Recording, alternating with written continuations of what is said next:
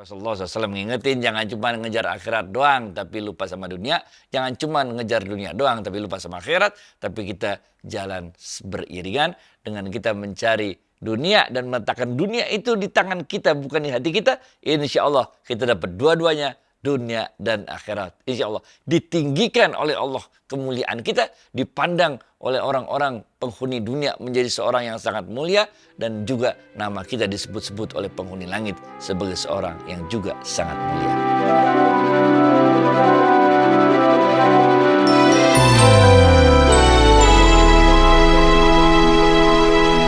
Assalamualaikum warahmatullahi wabarakatuh, sahabat Smart Skill School. Semoga kita semua selalu dalam lindungan Allah Subhanahu wa Ta'ala. Amin. Yuk langsung kita sapa Ustadz kita, Ustadz Adi Warman Azwar Karim. Ustadz, Assalamualaikum, apa kabar? Waalaikumsalam warahmatullahi wabarakatuh. Sehat, berkah, bahagia. Amin ya Allah, amin. Alhamdulillah. Ini Ustadz pakai batik, pasti habis kondangan. Ustadz, apa tema kita kali ini Ustadz? Iya, ini barusan aja menghadiri pernikahan ponakan di Pondok Indah sini. Tiap kali kita menghadiri pernikahan, kita belajar tentang satu dari tiga takdirnya Allah yang telah ditentukan oleh Allah, yaitu pernikahan, tentang bertemunya jodoh. Makanya itu kalau dalam pernikahan selalu bilang salah satu dari tanda-tanda kebesaran Allah. Jodoh ini salah satu tanda-tanda dari kebesaran Allah. Begitu juga ada tiga kan, yang waktu kita masih dalam janin itu dimasukkan oleh Allah ruh, lalu ditentukan tiga hal. Yang pertama rezeki. Kita dapat rezeki itu tanda-tanda kebesaran Allah. Kita dapat jodoh, tanda-tanda kebesaran Allah. Kita mati itu bahkan kalau ada orang meninggal kita selalu bilang cukuplah kematian itu pelajaran bagimu gitu loh. Karena itu semua adalah tanda-tanda kebesaran Allah, bagaimana Allah mengatur tiga hal ini yang sebetulnya telah diatur oleh Allah ketika ditiupkan roh ke dalam janin yang berumur 4 bulan tersebut. Ketika janin itu ditiupkan roh ke dalamnya, itu kan coba bayangin, ini satu di sini ibunya, situ di sini ibunya, ditiupkan. Ini sebetulnya udah ditentu ini jodohnya. Kemudian puluhan tahun jodoh itu saling mencari satu sama lain. Wah, bagaimana caranya?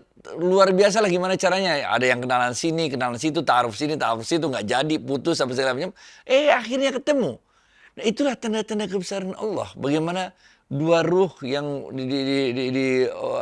ditugaskan berpuluh tahun saling mencari, akhirnya ketemu. Itu juga sebabnya di dalam kita urusan jodoh ini, kita tidak bisa mengeluh ataupun merasa kok lama banget jodoh kita datangnya. Atau kita merasa, wah pernikahan kita ini gagal. Enggak. Ini semua udah diatur oleh Allah. Begitu juga dengan rezeki kita. Kita nggak bisa mengatakan dan kecewa mengapa rezeki kita cuma segini. Benar gak? Karena ini semua adalah telah diatur oleh Allah dengan luar biasanya. Syekh Ibnu Athaillah dalam kitabnya Lataiful Minan. Nah ini ada satu kisah nih. Di dalam kitab tersebut, dalam kitab Lataif itu disebutkan Syekh Ibnu Athaillah mengatakan ada seorang yang sangat zuhud dalam hidupnya, tinggal di Maroko. Ini karena kemarin baru heboh Piala Dunia Maroko nih. Tinggal di Maroko, yang kerjaan dari orang zuhud ini adalah mencari ikan setiap harinya. Sebagian dia makan, sebagian disedekahkan. Jadi benar-benar hidupnya itu pokoknya nyari ikan, sebagian buat dia, sebagian disedekahkan. Sebagian disedekahkan. Betul-betul zuhud hidupnya. Sama sekali nggak ada kemewahan dalam hidupnya. Boleh dibilang hidupnya ya pas-pasan lah itu, benar nggak? Salah seorang dari murid orang zuhud ini waktu itu sedang mau berjalan ke satu tempat lain, ke suatu kota lain di Maroko. Dan orang zuhud ini, orang zuhud yang menjadi gurunya ini mengetahui bahwa di kota tersebut ada seorang temannya. Maka kepada muridnya dia katakan, wahai muridku, kalau engkau datang ke kota tersebut, carilah sahabat baikku, seorang yang sangat zuhud hidupnya. Gitu. Carilah, belajarlah, mintalah pesan dari saudaraku yang hidup di kota itu yang sangat zuhud hidupnya. Pergilah kemudian muridnya ini ke kota tersebut. Dia cari, akhirnya dapatlah rumahnya. Betapa terkejut muridnya itu. Karena yang disebut oleh gurunya itu adalah seorang yang zuhud, ternyata rumahnya gede kayak istana. Kemudian dia bersabar, lalu dia tanyakan, saya mau ketemu dengan Bapak Fulan. Saya dapat pesan dari guruku untuk menyapa Bapak Fulan yang dikatakan zuhud itu. Terkejut yang kedua, muridnya, karena pembantu rumah tangganya itu mengatakan Bapak Fulan lagi pergi menghadap sultan. Wah, bagaimana ini orang zuhud kok menghadap-menghadap sultan, katanya, bener gak? Dia udah mau meninggalkan tempat itu, dia kecewa. Tapi akhirnya dia tunggu, pas waktu itu datang orang tersebut ke rumahnya. Maka disapalah, disampaikan, diajak masuk ke rumahnya. Maka dilihat rumahnya dalam itu megahnya luar biasa, mewahnya luar biasa. Pembantu-pembantunya luar biasa banyaknya. Waduh, luar biasa, bener gak? Sehingga dia ragu yang ketiga kalinya, ini orang zuhud kayak apa, kok hidupnya kayak begini, kan, bener gak? Mewah banget hidupnya, kok guruku mengatakan orang ini adalah orang yang sangat zuhud. Kemudian muridnya itu menyampaikan salam dari gurunya. Oleh orang tersebut saya sampaikan, oh engkau adalah muridnya, oke. Apa yang disampaikan gurumu untuk disampaikan pada diriku, katanya. Kemudian muridnya ini mengatakan, aku hanya menyampaikan, guruku hanya menitipkan padaku untuk meminta nasihat padamu, orang yang kaya raya ini. Maka orang yang kaya raya ini mengatakan, sampaikan kepada gurumu itu, sahabatku baikku itu, katanya. Seberapa banyak lagi engkau ingin mencari dunia? Seberapa besar lagi ikhtiarmu untuk mengharapkan dunia? Tinggalkanlah seluruh dunia itu. Ditambah kaget lagi, ya Allah, itu gurunya hidupnya zuhud, hidup pas-pasan. Yang ini sahabatnya zuhud juga kata gurunya, tapi hidupnya mewah luar biasa.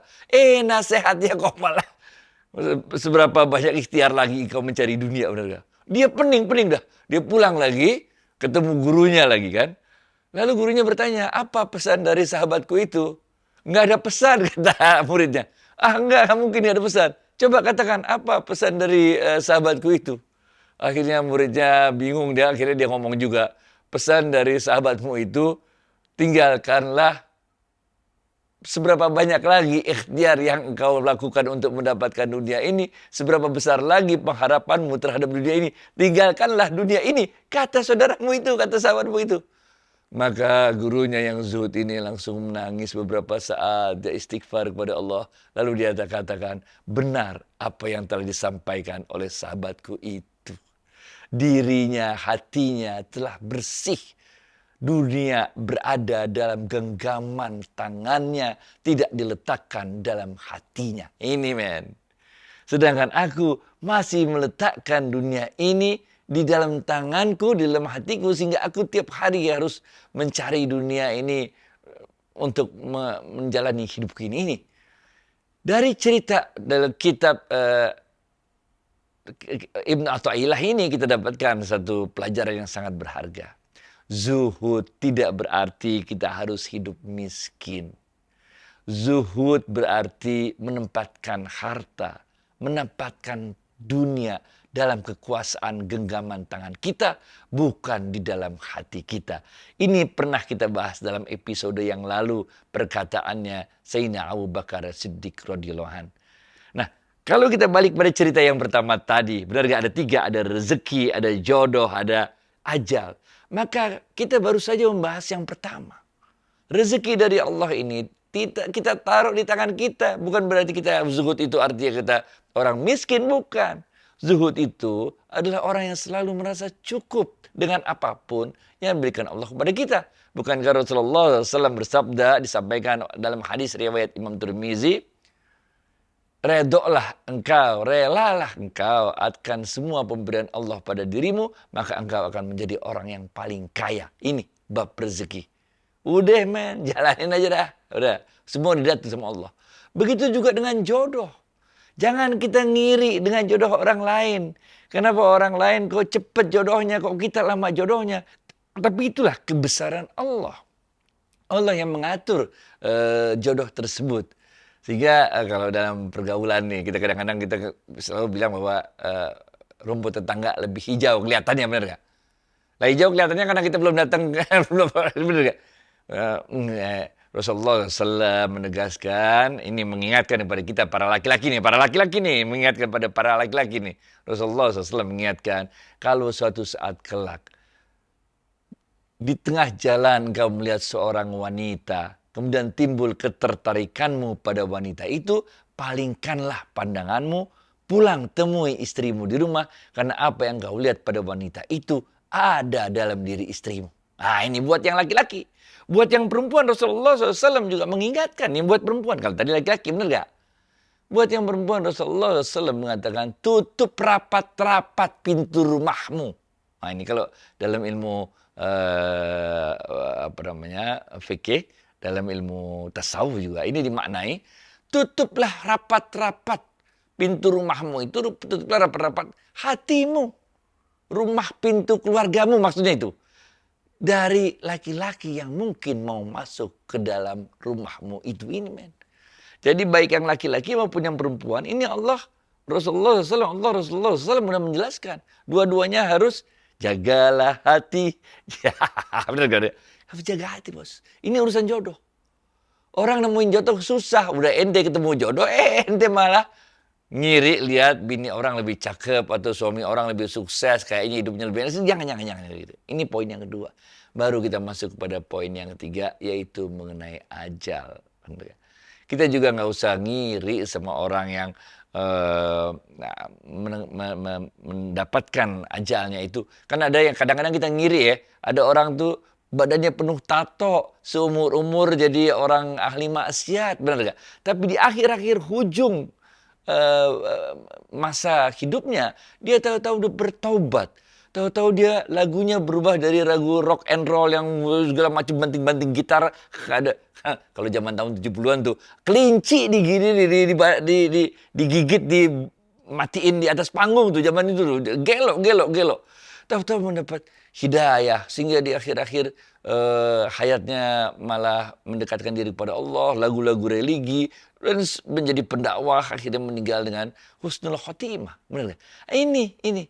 Jadi kita masing-masing udah ada jalan hidupnya masing-masing. Marilah sama-sama kita berserah diri kepada Allah. Letakkan dunia itu di tangan kita, bukan di hati kita. Baik to you, Fit. Alhamdulillah, baik Ustadz, paham. Tapi dalam kehidupan ini banyak juga loh yang udah jadi kaya, malahan suka pamer harta, dan lebih gede lagi itu apa Ustadz? Pelitnya Ustadz. Ini ya. Perbuatan tercela itu nggak kenal orang kaya, nggak kenal orang miskin. Orang kaya bisa buat perbuatan tercela, orang miskin bisa buat perbuatan tercela. Begitu juga perbuatan terpuji. Orang kaya bisa buat perbuatan terpuji, orang miskin bisa buat perbuatan terpuji. Benar gak? Jadi ini bukan soal kaya atau miskin, tapi ini soal kita meninggalkan barang-barang yang tercela dan melakukan barang-barang yang terpuji. Nah, kita bahas dikit-dikit. Ada 5 hal. Ini adanya di kitab Nashih wal Ibad nih. Nashih karangan Imam Syekh Nawawi Al-Bantani. Dalam kitab tersebut disebutkan ada 5 perbuatan tercela yang sering dilakukan oleh orang-orang yang kaya raya. Berbeda dengan cerita kita yang pertama tadi yang dalam kitab Lataifnya Ibnu Athaillah, benar gak? Kalau ini dalam kitab Nashih wal Ibad ini disebutkan 5 pekerjaan yang tercela yang lazim dilakukan oleh orang-orang yang kaya raya. Yang pertama adalah orang yang kaya raya ini seringkali sengsara dalam mengumpulkan harta tersebut. Artinya sengsara ini bukan sengsara dia miskin, bukan. Tapi dia mati-matian gitu. Mati-matian pengen punya Mercedes E250 warna coklat misalnya kan itu. Dia mati-matian kerja. Dia pengen punya rumah di Pondok Indah misalnya. Mati-matian dia kerja untuk itu. Nah, ini perbuatan tercela pertama. Karena apa? Karena yang ada di otaknya adalah harta yang jadi impiannya dia itu. Jadi Mercedesnya itu, rumah Pondok Indahnya ditaruh di hati. Bukan lagi ditaruh dalam genggaman tangan. Yang pertama. Yang kedua. Seringkali karena kesibukan kita dalam mencari dunia itu, kita lupa dalam mengingat Allah. Lupa kita. Kalau berhasil juga kita lupa bilang Alhamdulillah. Dan bagi orang kaya, ini ada hadisnya nih. Ini ada dalam kitabnya Syekh Jalal, Jailani, Abdul Qadir Jailani. Ini disebutkan oleh Syekh Abdul Qadir Jailani. Disebutkan Bagi orang kaya, rasa syukur itu bukan sekedar bilang alhamdulillah. Tapi rasa syukur itu adalah dengan membantu orang-orang yang berkekurangan. Nah, ini yang kedua nih kelemahannya. Yaitu ketika kita bekerja, kita lupa mengingat Allah. Kalaupun kita dapat duit, kita lupa mensyukuri nikmat Allah tersebut. Sehingga kita tidak berbagi dengan yang lain. Yang ketiga ini kita sangat khawatir harta kita hilang. Benar gak? Karena kita tadi udah punya tujuan kan. Pengen punya rumah di sini, pengen punya begini, pengen punya begitu, pengen punya private jet. Benar gak? Orang kaya aja nyewa private jet, ente pengen punya bagaimana sih? Nggak tahu aja rahasianya, banyak orang yang nyewa mobil mewah, men, bukan punya itu nyewa. Buat ngangkat bener gak? Ngangkat posisinya biar kelihatan keren. Bener. Nah, kita khawatir, ini perbuatan tercela yang ketiga, khawatir uang ini kita kekep, khawatir berkurang. Ini kalau bagi hasilnya turun dikit, pindah ke bank lain yang bagi hasilnya lebih tinggi, bener gak? Yang keempat adalah kita ini kikir dalam harta. Kikir. Kalau ada orang minta-minta bilang, kerja lu, minta-minta aja. Gue bisa kayak begini juga karena kerja keras, tahu gak? Kamu males aja hidup. Gitu deh. Bukannya dikasih aja kayak berapa orang gak usah dicela-cela gitu. Bener, ini dicela-cela. Bener. Ngasih kagak nyela iya. Kacau. Dan yang kelima, perbuatan yang tercela yang lazim dilakukan oleh orang kaya. Ini masih menurut Syekh Nawawi Al-Bantani adalah dia berpisah dari orang-orang yang soleh. Karena kehidupannya udah masuk ke dalam lingkaran kehidupan orang-orang yang mencari dunia. Sehingga dia berkumpul dengan orang-orang para pecinta dunia lainnya. Dan meninggalkan orang-orang pencinta Allah. Dia masuk ke dalam orang-orang yang memasukkan harta itu ke dalam hatinya. Menempatkan harta itu ke dalam hatinya. Dan tidak lagi menempatkan harta itu di dalam genggaman tangannya. Oke. Nah, ada juga kalau tadi cerita 5 hal tercela yang sering dilakukan oleh orang yang kaya raya. Ini 5 tercela yang sering dilakukan oleh orang yang miskin. Nah, sama aja deh, kaya sama miskin. Kalau tercela mah tercela aja, bener gak? Nomor 1, bener gak? Orang yang miskin ini sering kali punya lamunan yang melantur. Bener gak? Karena udah biasa hidup miskin, jadi pengen banget ngerasain jadi orang kaya. Kayak apa, bener gak? Udah, begini, begitu. Karena keinginannya atau angan-angan yang melantur ke sana ke sini, kadang-kadang gampang banget ditipu orang. Suruh ikut bisnis itu, bisnis itu. Ya, karena udah pengen banget kaya, karena udah lama hidup miskin, ya diikutin aja. Akhirnya kena tipu lagi. Ini yang pertama. Yang kedua, orang miskin ini juga bisa jadi melakukan perbuatan tercela yang kedua, yaitu keinginan atau ketamakan menguasai, mencintai dunia dicela, benar gak? Dia kalau ada orang kaya dia cela, benar gak? Padahal dia sendiri mau kaya. Orang miskin kelakuannya nih. Orang kaya dia cela. Orang kaya apa sombong apa duitnya korupsi segala macam, benar gak? Tapi dia sendiri mau kaya. Jadi sebetulnya ada dua hal yang kontradiksi dalam dirinya. Di satu sisi dia mencela orang kaya dan bersuuzon bahwa orang yang kaya itu pasti korupsi, kira-kira gitu. Pasti nyuri, pasti ngerampok harta orang lain. Padahal dia sendiri juga pengen kaya dengan cara-cara yang juga sebenarnya tidak dibolehkan oleh agama. Yang ketiga adalah orang yang miskin ini kadang-kadang namanya juga miskin, itu menjadi kikir banget. Bener gak? Jadi pelit banget. Gua aja cuma punya segini, ngapain gua bagi-bagi? Lu bener gak? Ini ada nih, udah miskin, tapi kikir. Karena dia yang punya gue yang segini-gininya ini, bener gak? Masa punya gue yang segininya mau dikasih lu lagi? Jadi orang miskin, bukan aja orang kaya yang bisa kikir, orang miskin juga bisa kikir, bener gak? Nah, yang keempat adalah dia menjadi berkurang rasa waraknya ini, bener gak? Rasa waroknya ini berkurang sehingga dia mulai melakukan hal-hal yang menjauhi perkara-perkara yang syubhat dan sebagainya lah. Nah, kalau warok udah berkurang, kalau kehormatan udah berkurang, maka kita kadang-kadang udah hilang, berkurang urat malu kita, bener gak? Nah, bener gak? Ini adalah yang keempat. Dan yang kelima adalah kadang-kadang dia namanya juga udah capek miskin, bener gak? Lupa akhirat. Dia bilang, wahai Allah, ini hidup aku udah kau berikan kesulitan yang amat sangat dalam kehidupan di dunia ini. Nah, maka permintaannya itu selalu ingin minta kekayaan, orientasinya menjadi dunia, malah jadi lupa berdoa untuk akhirat. Jadi dia doanya bukan aja Rabbana atina fid dunya hasanah, dia titik di sono. Mestinya Rabbana atina fid dunya hasanah wa fil akhirati hasanah, benar gak? Tapi karena beratnya beban hidupnya, karena kemiskinan yang begitu dahsyat, maka dia lebih fokus pada Rabbana atina fid dunya hasanah doang, enggak pakai wa fil akhirati hasanah. Makin azab benar. Ah, inilah 5 perbuatan tercela yang lazim dilakukan oleh orang-orang yang miskin. Baik to you, Fit. Nah Ustadz, terkadang kita bingung juga Ustadz. Kepengennya mau melepaskan semua angan-angan keinginan di dunia dan berkiblat ke akhirat. Tapi terkadang-kadang juga kita tuh kepengen menikmati waktu kita tinggal di dunia dengan kebahagiaan. Artinya ada rezeki, ada kehidupan yang nyaman begitu Ustadz. Itu gimana Ustadz? Ini sebetulnya ada hadisnya, Rasulullah SAW pernah bersabda. Ini diriwayatkan oleh Imam As-Sakir.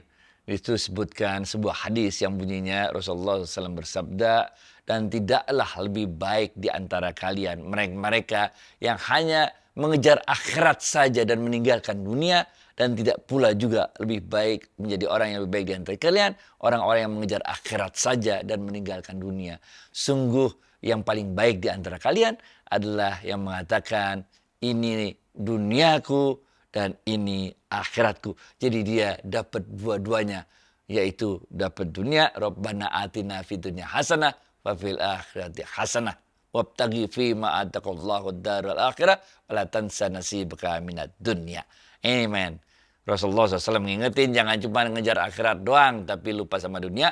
Jangan cuma ngejar dunia doang tapi lupa sama akhirat. Tapi kita jalan beriringan dengan kita mencari dunia dan meletakkan dunia itu di tangan kita, bukan di hati kita. Insya Allah kita dapat dua-duanya, dunia dan akhirat. Insya Allah ditinggikan oleh Allah kemuliaan kita, dipandang oleh orang-orang penghuni dunia menjadi seorang yang sangat mulia, dan juga nama kita disebut-sebut oleh penghuni langit sebagai seorang yang juga sangat mulia. Baik itu ya, Fit. Oke Ustadz, kita menjawab pertanyaan sahabat ya. Sahabat kita ini udah mengikuti ajaran Ustadz, namun beliau itu merasa seperti hijrah sendirian. Kenapa? Karena suami dan anak-anaknya tidak mengikuti ajaran-ajaran Allah dengan baik. Kalau kurang lebih begitulah ya. Sehingga tidak satu frekuensi harmonis di rumah sahabat kita. Bagaimana ini Ustadz? Sahabat kita ini merasa frustasi sendiri menghadapi hal kayak begini. Cerita ini banyak banget dalam Quran. Cerita yang model kayak begini di Quran banyak banget. Nabi Lut dengan istrinya. Bagaimana Nabi Lut seorang nabi, men? Istrinya ngaco, benar ya? Kemudian kita juga dengar cerita mengenai Firaun dan istrinya. Kita mengenal banyak cerita yang model kayak begini. Antara suami istri yang satu imannya begitu hebatnya, yang istrinya ngaco, atau sebaliknya istrinya yang imannya begitu hebatnya, suaminya yang ngaco. Benar ya? Emang begitu, namanya juga hidup. Masing-masing orang punya jalan hidupnya masing-masing, benar gak?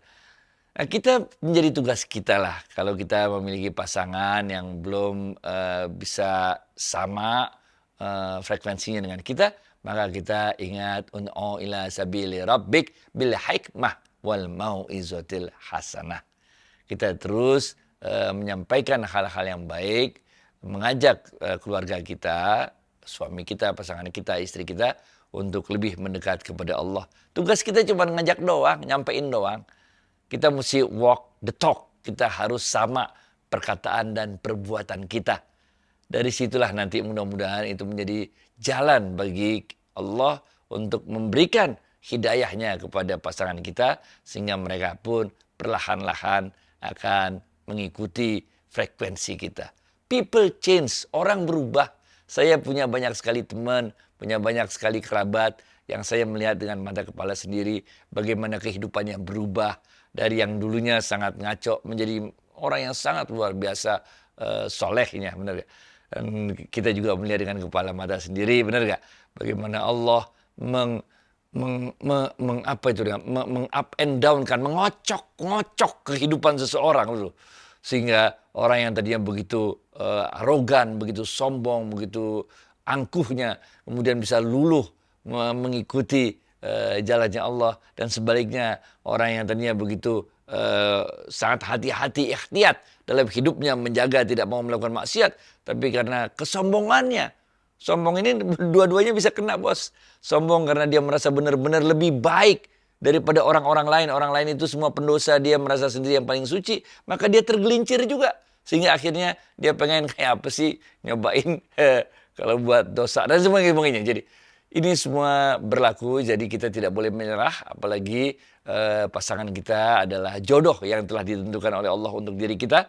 Jalanin aja hidup terus, minta terus pertolongan pada Allah. Begitu juga dengan anak-anak, tugas kita untuk menjaga amanah itu semua. Kalau sampai bertengkar bagaimana, Ustaz? Ya, kita kan tadi ud'u ila sabili rabbik bil hikmah wal mau'izatil hasanah. Ngajaknya jangan diomel-omelin, bos. Suami kalau diomel-omelin, ayah ini bagaimana? Nggak sholat 5 waktu. Mestinya ayah itu yang membimbing aku. Anak-anak. Ya, kalau suami diomelin begitu kagak mempan, men. Dan juga jangan pakai gaya